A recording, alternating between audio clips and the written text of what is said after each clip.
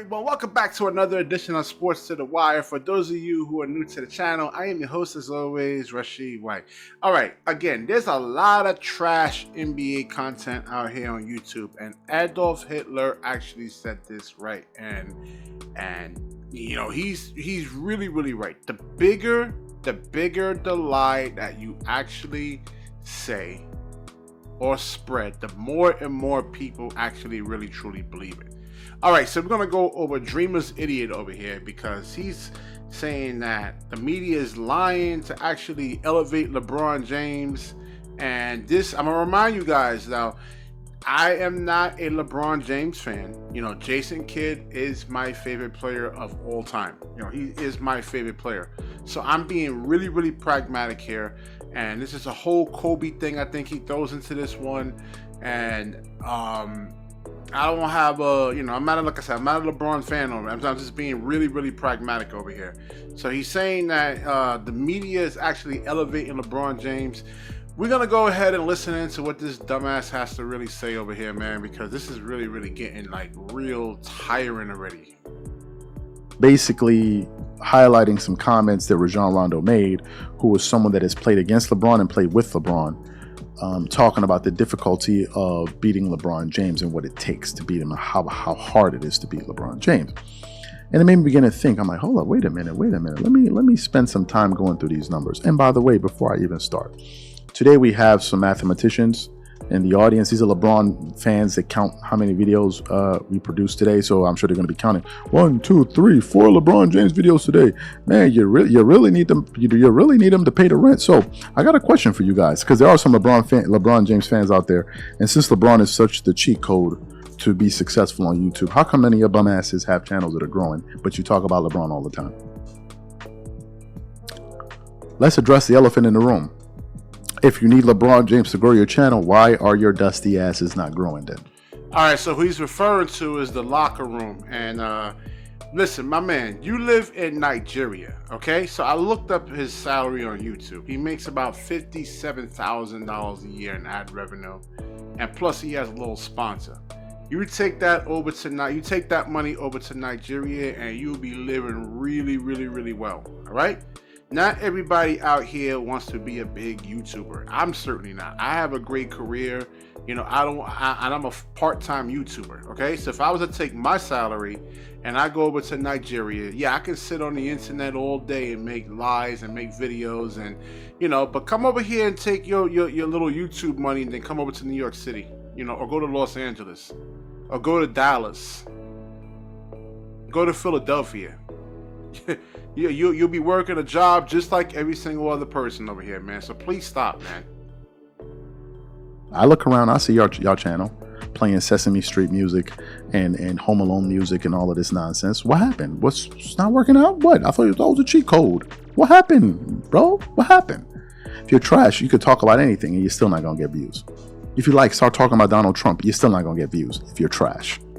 That's the fact of the matter, folks. Let's continue on with the show, because we got the pocket watchers in the back telling me, well, you need LeBron to make one. Shannon Sharp and all them guys that finish making money off of Michael Jordan's name by putting up them comparison videos. When they give back Jordan those tens of millions or hundreds of millions of dollars they made off of his name, then I'll consider taking you jokers seriously in the comment section. Anyway, let me get into this topic here. So I started to think about this and I said, wait a minute.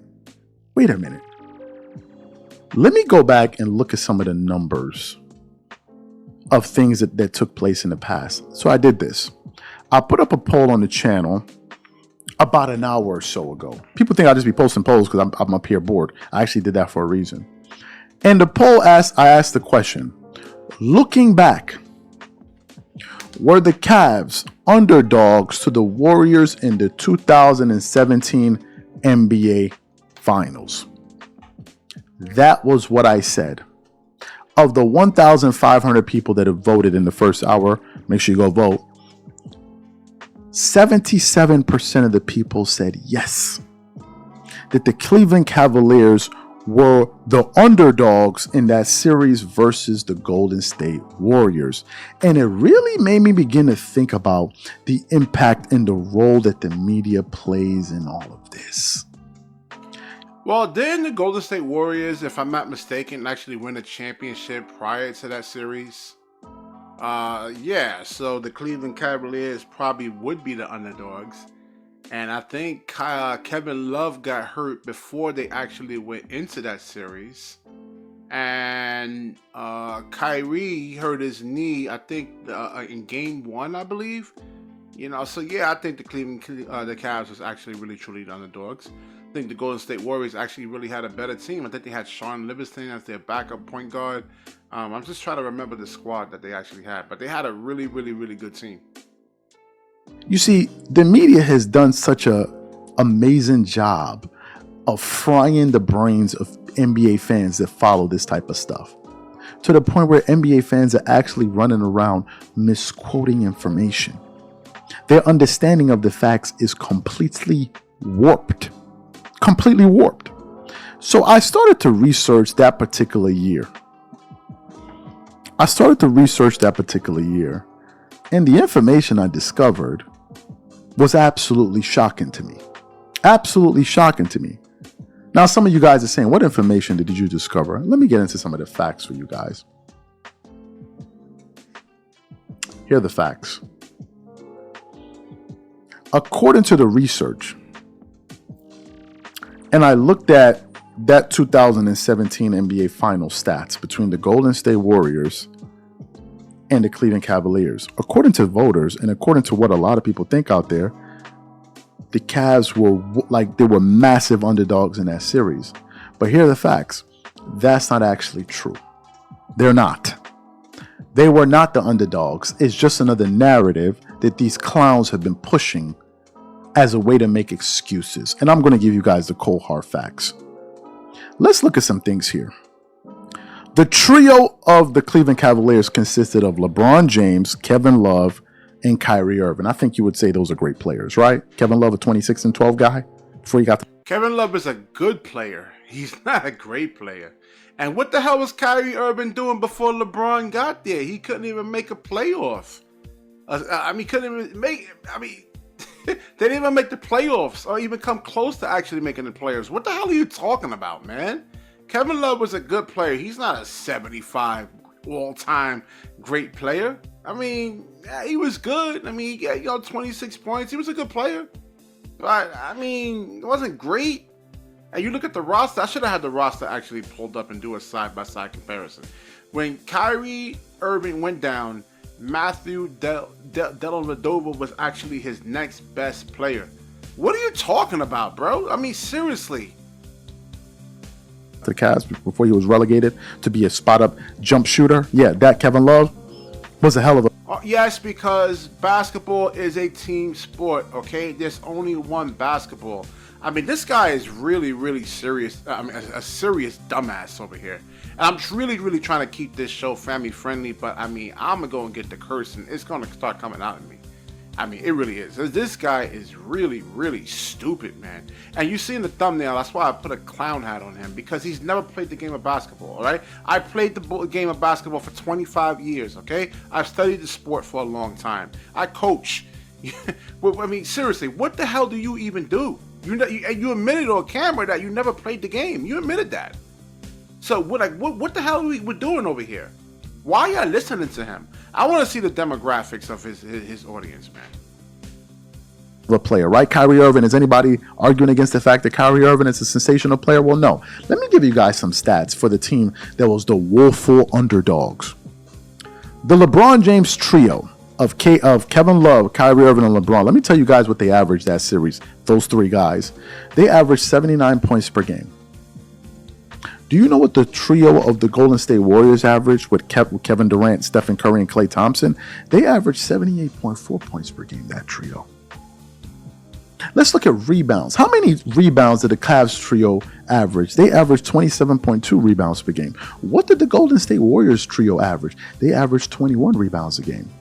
Let's look at assists per game. The Cavs trio averaged 15.4 assists per game. The Golden State Warriors team averaged assists per game? 17 assists per game.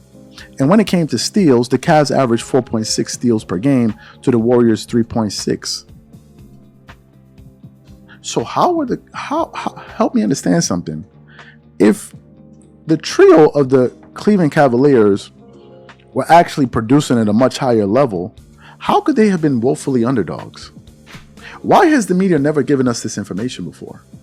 Why are all of the journalists that Stephen A. Smith props up, and I guess us guys that are too stupid to be able to use Google and read a book and do some research, we're clearly too stupid to do that because he must have went to MIT to be able to research information on the internet. Apparently, we don't have the wherewithal to do simple research.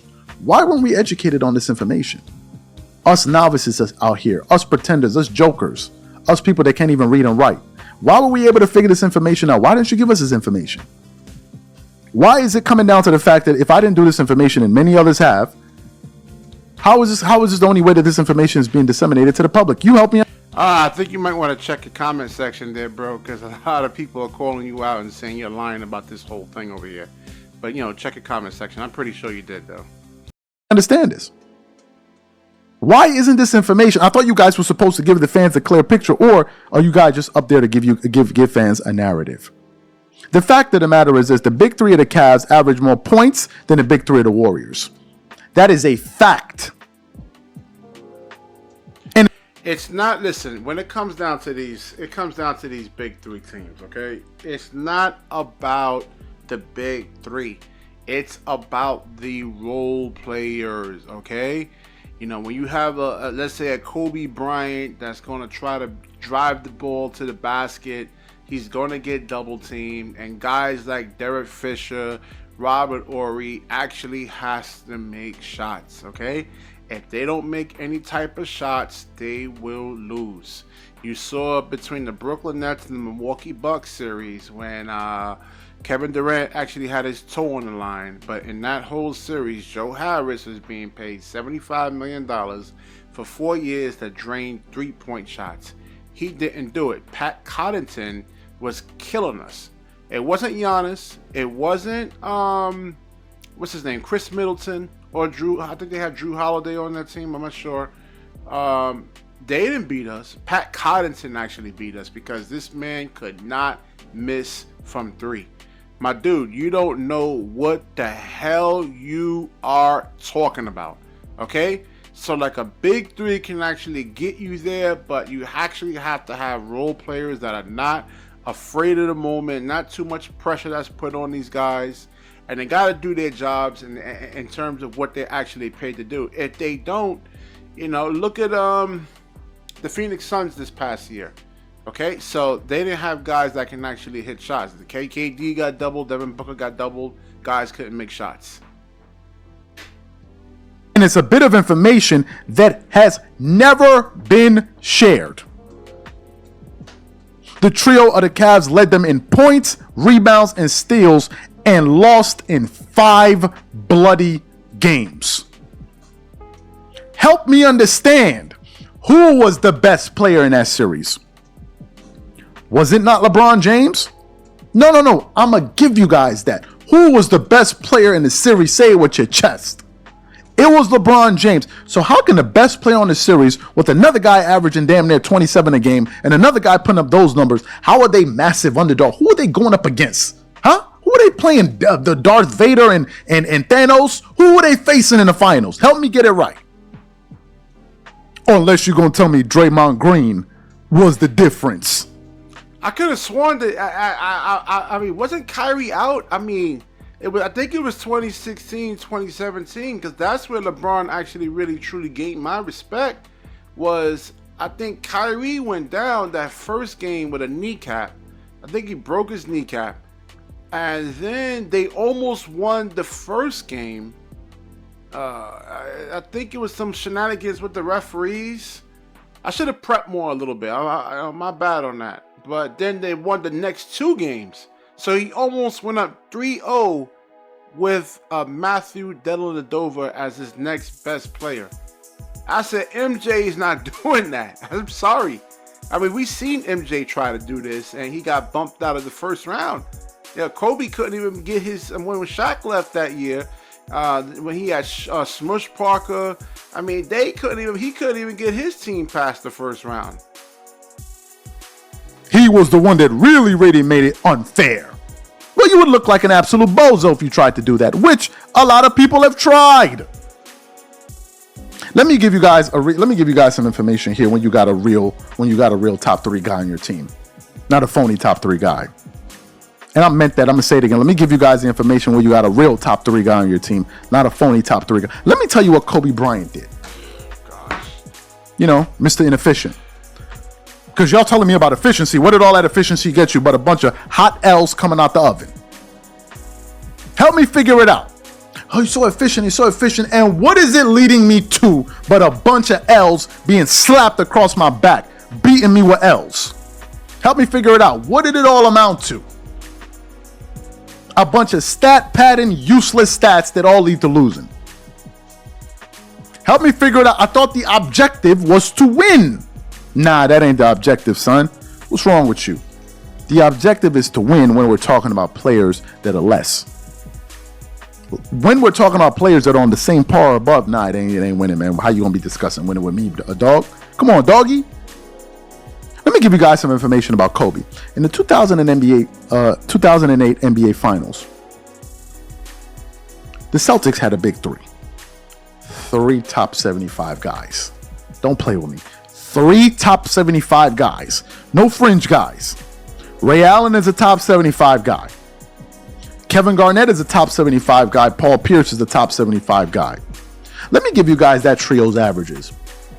Again, just because you have a big 3 doesn't guarantee that you go and actually really truly win.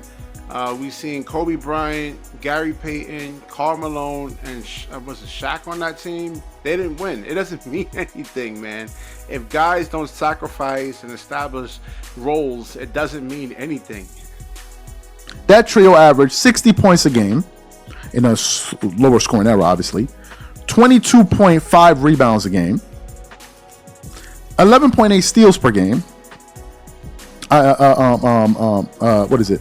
11.8, 60 points per game, 22 rebounds a game, 11.8 assists per game, 4.2 steals. Let me give you guys the Lakers' big 3 trio. First of all, let me tell you the names of this big 3. Kobe Bryant, Pau Gasol, and Lamar Odom. For the people in the back, which one of those players out of that top 3 made a top 75 team? You let me know, please. Listen, Lamar Odom, oh my gosh, man. Lamar Odom can actually put I think it was 6'10", could put the ball on the floor, can actually shoot. All right, so you didn't have big men that were like really like a Nicholas Claxton type of Jarrett Jackson Jr. That can actually go out there on the perimeter and actually slide their feet. A lot of the big men back then were slow-footed big men. So Lamar Odom was actually a special player who can actually put the ball on the floor and take bigger guys actually off the dribble. So I mean, it would wreak havoc. And then you also had Derek Fisher. See, that's what I'm saying. It's that Derek Fisher used to hit shots. He was hitting shots after shots after shots. You know, Kobe would get doubled, and he would give Derek Fisher the ball wide open. He would just make shots. You know, I mean, I don't know what this man is even talking about over here, man. And Paul Gasol was a great player. I don't care if he made a top 75. He didn't make a top 75 list or anything like that. They got Dame on there. You know, Dame is a low IQ basketball player. He's not a top 75 player. Come on, man. It's all opinions at the end of the day. Please. That was Kobe Bryant, and who else? Who? You said what? You said Derek Fisher, Sasha Vujacic. Was it Lamar Odom? Or was it Pau Gasol? Who was it? See how he actually just disrespects the role players, guys? I'm trying to tell you, man, this guy doesn't know what the hell he's talking about, man. And this is one of the things where you got to actually play the game and really truly study it and to understand. I don't know what this guy's even talking about. Role players are key components to actually winning championships over here, man. And just like you had in the Michael Jordan days, you had Tony Kukoc. He was another guy, a 6'11" guy that can actually stretch the floor. He was ahead of his time, man, you know. And Kobe didn't actually have to go against this era of basketball. Y'all think guarding the 3-point line is really, really easy. It's not easy. I played basketball for 25 years, man. I keep trying to tell you guys here, man. And, you know, the same people that actually come back and listen to me. I'd rather get my ass kicked down low, get punched in the face, you know, get thrown to the ground, get kneed, get hit in the, I mean, everything that a big man actually has to endure, you know, rather than going up out on that 3-point line and chasing guys off the 3-point line. It is hard, and you need to be in some serious shape. And the way they can actually get the three-point shot off is you need like a 1.2 recovery factor to really kind of get out there, man, and chase these guys off the line. And it's not easy. You just think, oh, they're just putting up threes and it's easy. Yeah, it's easy for the offensive player, but it's not. It's hard for a defensive player to go out there and challenge those damn shots, man. And especially you got to watch out with the reckless closeouts, and you can, you know, I mean, come on, man. You don't know what the hell you even talking about, bro. Who was it? Let me know. Who was it? Was it Jordan Farmar? Was it Andrew Bynum? Oh, that's right. Andrew Bynum didn't play. He didn't play. Let me give you that trio's numbers. That trio scored 53 points. All right, I'm done with this. The media's not lying about LeBron James and trying to hype him up, man. LeBron actually did his thing.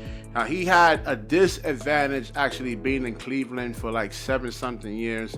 He took the 07-08 team to the actual NBA Finals. I don't think, and I love MJ, I love Kobe, man. I mean, I really respect these guys, but there's no way on God's green earth you can tell me that MJ or Kobe Bryant can actually take that team to an NBA Finals. And Dreamer's idiot, before you can actually say that, oh, well, that Eastern Conference was weak. All you gotta do is call blitzing. Is actually when LeBron James is bringing the ball up the court, it's just get the ball out of his hands and force one of these Boobie Gibson and whoever they had to actually beat you. That's all you gotta do. They still couldn't do that. And you know, the reason why he actually is able to take a team like that and go to the finals 10 times because he's willing to give the ball up. You know, guys actually will, you know, wants to play with him. You know, you're more energized on the defensive end. You, like I said, if you go out there, you actually really truly play basketball, and you got a guy that's just taking bad shots and chucking up bad shots, and you're wide open and he's not giving you the ball, then you're not going to really want to play. You know, but you wouldn't know that because you never played the game of basketball. You said you was a track and field guy. Okay, so you don't know what the hell you are talking about. I mean, I don't know what his channel's even. I just don't. I'm just like, I can't even speak right now. I'm done over here, man. Because how you get a following like this and he doesn't even know what the hell? He can't even tell you the dynamics of basketball. Nothing. I don't get it.